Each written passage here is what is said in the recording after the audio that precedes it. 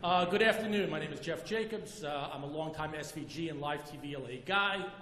Those of you who don't know me, I spent about 10 years at NBC Sports, about 10 years at MTV and Viacom, where I am now. And it's our pleasure. We have a pretty good panel for you today. And the reason that's pretty cool is because, you know, like all of you, like all of us, whether you're a producer or an ops guy or whatever you are, you're always waiting for that game changing, that big game changer, especially when it comes to emerging technologies or production workflows. There's nothing like a game changer. You know, game changers, and I'm going to come to you guys, just give me a second. There's nothing like, no, we'll be right there. So there's nothing like a game changer. I'm Larry Thaler, and I love the way we're talking about Remy. I was with NBC for a long time ago, and along with Ken Fuller, who I see here in the audience, we did the first at-home Olympics in 1996. Think of that as 21 years ago, and we're still talking about it. It's pretty cool. I'm here with the Video Call Center, and we're talking about a next generation in how to connect with remotes, and we think it's based on the smartphone, and we'll get into that in a little bit later. Larry, yours is a very interesting hybrid of the other gentlemen on the panel in that you are working as an end user and a producer. You are creating content. You and I have spoke, full transparency, about creating a new format for my networks, utilizing your technology. But also, you guys have some IP and technology. So how are you using it? How are some of your bigger customers utilizing this technology? Right, so the assumption is that when we see these smartphones, that we don't think of them as a remote device, but they are. They have a camera, they have at least a 4G connection, but you know, someday soon a 5G connection, and potentially even a 4K camera in it. So you can get some pretty good quality out of that. If you'd roll the video Thaler 1, that would be terrific. It has no audio, it's just, I'll talk over it. And so this means that we can get people, when they're off the field, anywhere that they are. And this could be celebrities, it can be athletes from their limousine leaving the stadium, it could be a physician who's treating an injured player on the field. It could be that third-round draft pick who got picked in the first round. You can get his parents because you have their phone number, right? So all of those possibilities come through when you believe that you can get reasonably good quality out of a smartphone. It's what you're seeing here is some of the 5,000 callers that we've brought in from various places, and we wrap the IP technology that's already on their phone with our own special sauce to make it more reliable and provide the editorial tools you need to use these people on the air. You know, we'll go into a little bit more of the details later, but it changes the game in terms of the playing field becomes the entire planet. Anybody you want to reach, you can now reach. Yep. So what were we just watching? That and why is that so much better than if we were just doing a silly Skype and putting it into an ME in the switcher? What were we just watching? What's so secret sauce about what we were just watching? So really there's three things. One is that we take any application already on the phone, so we can optimize the caller for whoever, for their situation. So Skype works great sometimes, but sometimes it doesn't work so well, and you see this lip sync problem on the air, or you see whatever you see. Right. We can switch to FaceTime, we can switch to WebRTC, we can switch to any application that's already on the phone.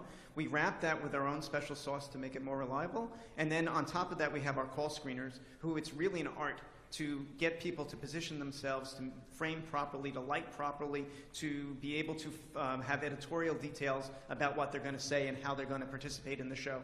And to make sure all that is done before somebody is cleared for air. Cool, very interesting. And is that your own show, your own program, even though it's not broadcast? Is that your own show, or are you doing that for clients? We're doing it for clients.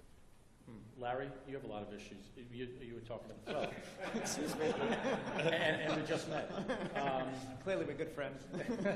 Some of the issues that your clients and or you guys encounter on a regular basis, yes, and what you're doing to fix them. Yeah, so I like what Jonathan said about IP.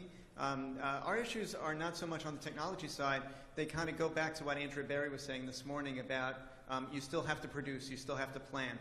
We may be able to bring in remotes from anywhere they are. We can produce content which is switched by the host, but it still means you need to produce, but you need to produce a little bit differently for this particular format, because you now have what we call accessibility and optionality. So as a producer, you get into places you wouldn't be able to get into. You get into bars, you can get into clubs, you can We had one woman call in from her rehab center. You couldn't do that with fiber. You can only do that with IP. But that means you have to think about, as a producer, you have to think about that differently. And the optionality means that I have lots and lots and lots and lots of places to go, as opposed to that one place that I absolutely have to go to tell my story. So it's a different education, different mindset for the producer, but effectively you can open up a program to the whole world. And you can, but the challenge that we have, to answer your question directly, is that education process for the producer and making sure that we satisfy the needs of those clients. If I could just say, I was impressed with Larry's. They came by and demonstrated for us, and it's an impressive facility because you're optimizing it as well. You also have the call center, is what you're kind of doing. You're manning something which may or may not be right for everybody, right? If you can handle all those calls coming in, because we might have a load of people coming in, but taking it in, we do an evening show on Sunday evenings with Prime. He gets access. I was not a big, we do it Skype. I was not a big believer in Skype. I said there's a lot of other technologies out there, but I tell you what, getting player in the locker room, getting all this access, and he's got his phone and he's got his Skype. Right now we're using that, and it's working. And I didn't buy in until I saw the content. And that Sunday show is actually a very fun show because of that content. But we bring it into our studio, optimize it as best we can so it looks as best we can in that. Content is still king, there's no doubt about it. We've learned the hard way that a viewer would prefer to have the best content possibly. We were talking about this at lunch with Faratis and stuff. A viewer would prefer to have the best content possible, and even if it meant pixels, or even if it meant a little bit of quality, there's no question that they prefer that. That's just the business we're in. Larry, back to your old NBC days, and especially MTV, NBC News. I'm curious. We're also supposed to be talking about Remy's today. And again, at NEB, Remy's was the big hot property. The Switch is doing their whole Fakakta thing, and the father and son team out of Fort Lauderdale's got the whole Remy world in a spin. And if you watch Lifetime soccer on a Saturday, it's all Remy and the Univision soccer. And I assume WNBA type of leagues are looking at it as well. But it's a funny thing. The Remy's have been and also this isn't even an IP thing, because some Remy's are just an uplink truck with 4 strings coming back, and you're cutting it home with announcers and a chyron.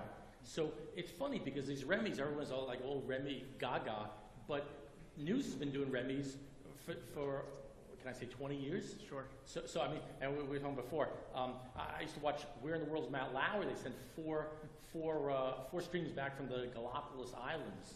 Mm-hmm. Is that how you pronounce it? Galapagos? So Remy's are not new. No. Any thoughts on back to your NBC News days of Remy's? Well, so any technology that it takes time to mature, right? NBC News, we had the pleasure of building the Today Show studio, and working with the news team on Where in the World is Matt Lauer, on conventions, on all sorts of, and it's not new, but what's new here is the amount of volume of content that's coming over this methodology, and as Jonathan has said, the movement to less and less expensive pipes, right? So the pipes have always been the limitation. Leon was saying that you've got every stadium wired up already, and ultimately the question is, how do you get to the places where you don't have those wires? How do you get to places where the cost is lower? And so I think that altogether the move to IP and the ability to get to places that we never got to before helps to change the next generation of this Remy architecture. Speaking of footage, Larry, is there any other videotape that we're supposed to take a look at? I have one more, if you'd let me. No. You've obviously taken control of the show. So by all means, why don't you set it up? I'm like Carson. Why don't you set it up, or for the Disney guys, Fallon? What are you going to show? What clip did you bring? Larry, I understand you brought a clip. I brought a clip. So this will be clip 4. So we call this social amplification. So if you have callers calling in from all over the world to a show that's being screened by these call screeners and controlled by the host without a control room, what do you do with the callers while they're waiting to get on the air? Well, we have a method for getting them, encouraging them to socially amplify the program. And so if you would roll number 4, please, we'll take you through that. Who are bigger athletes? Absolutely golf. But I've listened to you on this for years and years. I know where you stand. And I've come around on a lot of things, especially like to bring in your closer at a high leverage time. But it's golf for sure. Golf has more of like the things that real athletes, I know like real athletes like, you know, basketball players, well, hockey players would say that, hockey players, basketball, football, et cetera, et cetera. But I'm sure there's athletic competitive eaters, but there's nothing athletic about competitive eating. You know, Eric, I actually agree with you. I don't think golfers are athletes, but I think they're more athletes than competitive eaters. How about Larry in Palisades, New York? Hey, I love your show. Thanks for having me on the air.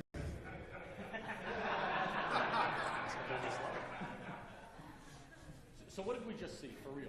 What- Talk this through. We saw me as somebody who wanted to call into a live television show saying, I want to call into the show, clicking one button, going to my account on our platform called the Caller Queue, and then effectively tweeting and Facebook messaging or Facebooking that I'm going to be on the air, and then being in the queue and then selected by the call screeners to go on the air, and the host puts me on the air and I go. So it's a workflow with four people to create the entire program, but we're using the audience as a way to amplify the final output and the audience itself. So before Larry got selected and put into the double boxes, did a producer have a conversation behind the scenes with Larry to screen him and make sure it's not a Baba Booey situation, Yes. and find a topic so he can McCurdy to his talent and tell him what's coming up? Yes. McCurdy, Yes. age myself. Yeah.